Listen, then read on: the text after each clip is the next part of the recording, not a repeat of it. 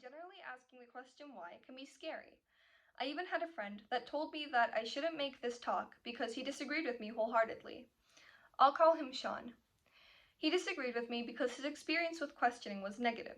And most of the times, when we have a negative experience, we're very fast to never question it and stay as far away from it as possible. Of course, this doesn't go for physical trauma or extreme situations like emotional abuse, but it does go for the long-term effect. In his case, he had really liked this girl, and she was on and off about him. He got pretty upset that in the end, she started dating someone else, even though he thought that she had liked him.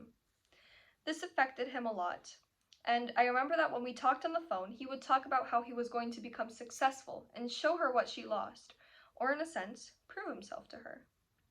I asked why he felt the need to do that, and he didn't really know how to respond. I told him that thinking that way could be detrimental to him and that he should question why he thinks this way.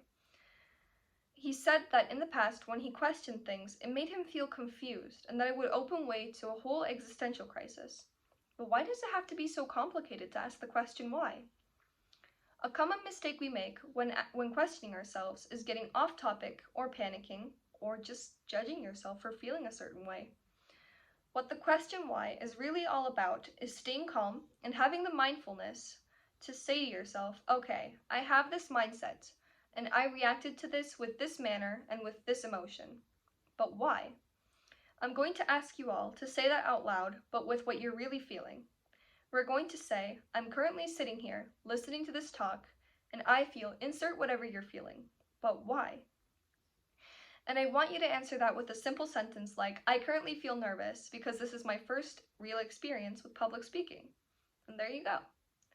If there's another underlying answer you could reach, ask the question why again. The question why comes in so many ways, shapes, and forms that there's no wrong way to answer it, unless you know you aren't being true to yourself. A few examples would be, why do I procrastinate? Why do I feel guilty for something that happened years ago? Or as a personal example, I like to draw, and recently I just haven't been able to. I was teaching myself how to draw digitally and was watching a tutorial made by an artist I really appreciate, and in one of his tutorials he said that if you don't know why you draw, you will have a hard time motivating yourself in the future if you do pursue a job in art. That line hit me really hard because I couldn't find a reason. Eventually, I made one of the key mistakes. I judged myself because I came to an answer that I just didn't like that much. I thought that I drew to meet other people's expectations. That sent me into a really big spiral. But then I kept thinking about it and I found a solution. There's nearly always a way to change your perspective, so I decided to do exactly that.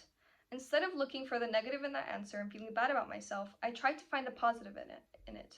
If I try to meet other people's expectations, doesn't that mean I'd have to feel proud of my own art to be able to feel like I've met their expectations? Then, eureka! I found the reason why, or at least the underlying why. I draw because I feel proud of myself when I can create something that I appreciate. It took me 2 or 3 months to form this mindset, or at least to find the underlying why, and be able to get back into drawing. Because beforehand, I kept feeling like I was forcing myself to meet other people's expectations, be it my art teacher or even myself. The good thing about this motivation is that it's completely self-reliant.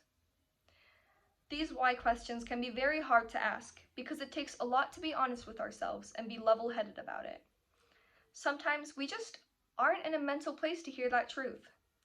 In a different situation, we could be met with an I don't know to the question why, and the fear of the unknown and the fear of what you can't control could just eat you up. But don't be disheartened, because 2 days or 3 months of occasionally asking that question to yourself over time as you change can really help you understand yourself better. And with this, you also get an opportunity to watch as you form a driving reason behind why you do something, and that can be very rewarding. Thank you for listening to my talk. Stay safe.